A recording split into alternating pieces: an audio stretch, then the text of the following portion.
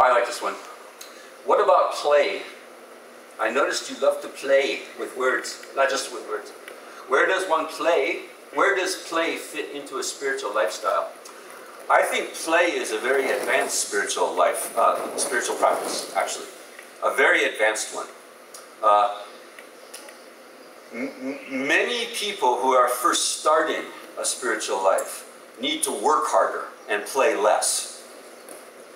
They've been playing around their whole lives, you see, goofing around, playing in life instead of getting serious about life. And taking it by the horns and really disciplining themselves and, you know, working hard to create a different kind of life.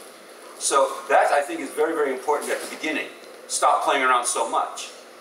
But after you've worked hard for a while and your life starts to improve, and it will. Karma is for real. Karma works, you know. And the only way that I ever really believed that was to see it. To see it. And, you know, I encourage my students, my advanced students especially, to like pay attention. Every once in a while, just stop and remember what your life was like 5, 10 years ago. And like pay attention to how things have changed. Things change so sort of incrementally, gradually, that we don't even notice it. And then, like, you know, you have to like stop and say, oh my God, you know, 10 years ago my life was a mess. I was unhappy, you know, everything was going wrong, I was in debt, this and that. And now look, you know, now it's all completely different. Things can change rather quickly, actually. Within 3, 4, 5, 6, 7 years, your life can be completely different.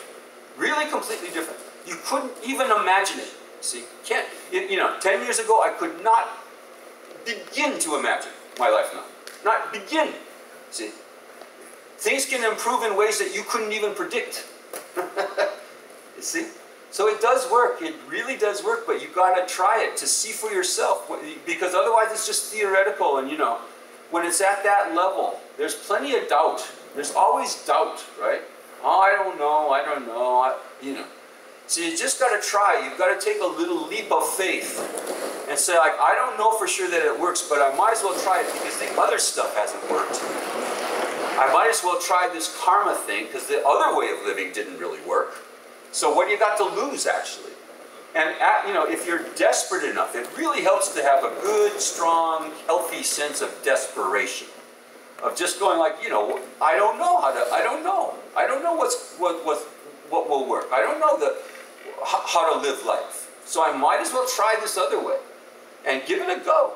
Give it a serious shot for about 6 months and see if your life doesn't improve.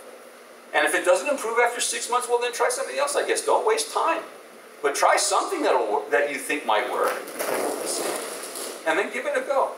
So at a certain level, when your life starts to improve such that you don't have to be working so hard all the time at making it improve, then play becomes a very, very important part of your practice, I'd say. Relax. Relax already. Don't stress out. You know, so there's kind of like healthy stress and bad stress, I'd say. You know, there's a certain kind of good stress where it's like, okay, I should, you know, this kind of like furrowed brow thing of like, you know, I got to get serious. Enough of like playing around like a child, you know, with my life. I got to start to get serious about putting the real causes into play for a happy life. So that's, I think, there's a place for that kind of stress, for that kind of good stress.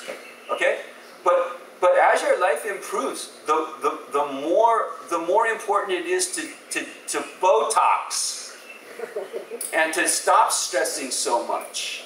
And that occurs when the new way of life becomes more habitual, you see. When the habits have reformed so that you can trust yourself a little bit more. So you don't have to be like constantly like monitoring and making sure that you're on the right path and that you're doing and saying and thinking the right things. When it becomes more habitual, when it becomes more automatic, then you start to have to let go and start playing. In Sanskrit, the word is lila. Maybe you've heard it.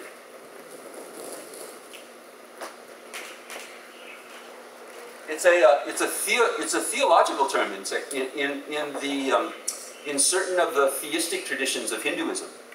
It was devised to explain a problem a problem in theism. Theism is belief in a deity, especially a creator God. And the problem is this. Why did God create? If God created the universe, why did God create? Why did God act? Why did God do anything? Was God lonely? What kind of God is that if God's lonely? You know, if you got a God who's lonely, maybe you should get a better God who's like, you know, okay by being with himself or herself, you see. Was God in need of anything? I need to have, you know, creatures. I need to have creation. Did God need anything? If you got a needy God, again, maybe you should trade it in on a better model, you see. So God doesn't need anything. God wasn't lonely. God didn't have to, wasn't like forced to, you know, create. God was playing. God created for the same reason that children swing. If you go to, you know, to a child on a swing, who's going on a swing, you say, "Why are you swinging? Why are you swinging, kids? Why are you playing on those things?"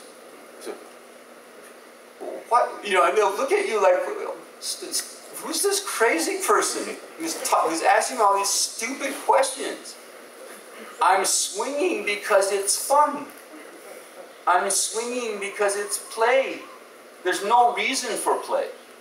There's no purpose for play. God had no reason or purpose for creating the universe according to this understanding.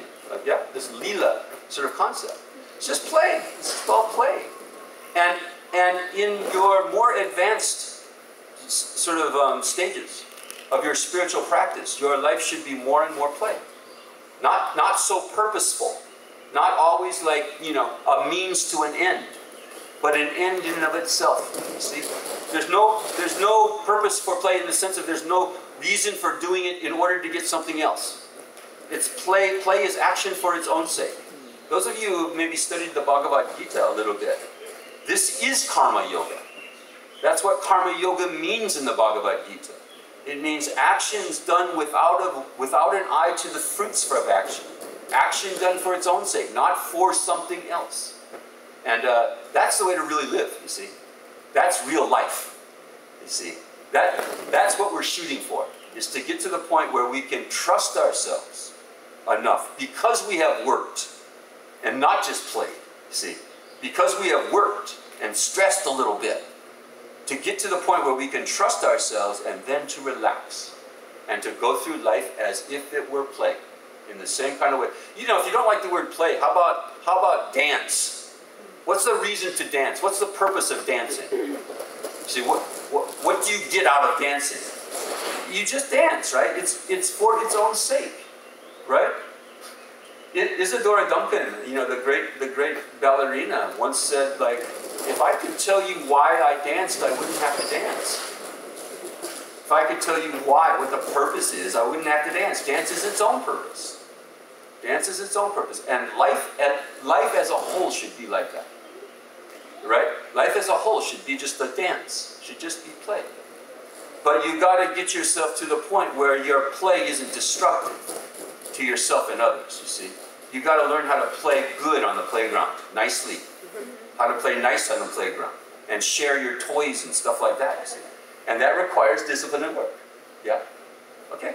So, you know, the spiritual life is complex in a way. It requires a lot of flexibility of the mind.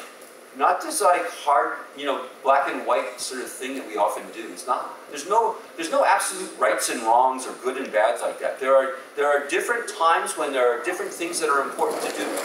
It's like a ladder. It's like going up a ladder. And once you're at the higher rungs, the lower rungs are no longer relevant for you anymore, right? But you can't get to the higher rungs unless you got the lower rungs. You can't just jump up to the higher rungs. So of course we all want to live a life that's free. You know, that's another way of talking about play, isn't it? It's free. You're just being free. You're just doing what you want. And we all want to. That is the goal. And there's nothing wrong with wanting that. But the way to freedom is through discipline. The way to freedom is through restriction. You can't go off-road unless you've been on the road. You can't go outside the lines unless you know where the lines are. Color outside the lines unless you know where the lines are. And a lot of people are coloring outside the lines, but there are no lines. They're off-road, but there's no road. You see, that's that's the play without discipline. That's the, you know, life as a child without having gone through the adult stage. The adult stage is the work and the, you know, and then we can get into the second childhood in the best sense of the word, okay? Not like some, you know, naive thing or simple thing, but the simplicity that comes from complexity. The simplicity that is on the other side of the tunnel of complexity. Wisdom is simple, knowledge is complex. But so we get like all complex and we learn all the rules and we, you know, we watch our morality and we're, you know, get all, you know, kind of like, you know, work hard to get to the point where we can relax and be simple again without being naive. Right? Simplicity without naivete, without stupidity. Simplicity without stupidity. How's that? And then you can play. Then you can play at life. And that is the goal. So it has a very important, I'd say, very important part in spiritual life.